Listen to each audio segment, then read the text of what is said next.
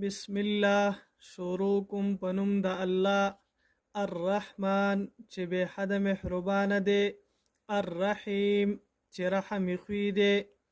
الحمد لله ټول صفتنا د خدای توب یوازې الله لره دی. رب العالمین چې پالون کې د ټولو مخلوقاتو دی. الرحمن به حد محربان دی. الرحیم رحم خوی دی. مالک یوم الدین مالک دی دروازی د بدلی، اختیارمند دی دروازی د بدلی. ایاک نعبد خاص تا عبادت کومنگا، و ایاک نستعین او خاص تا امداد غواړو منگا.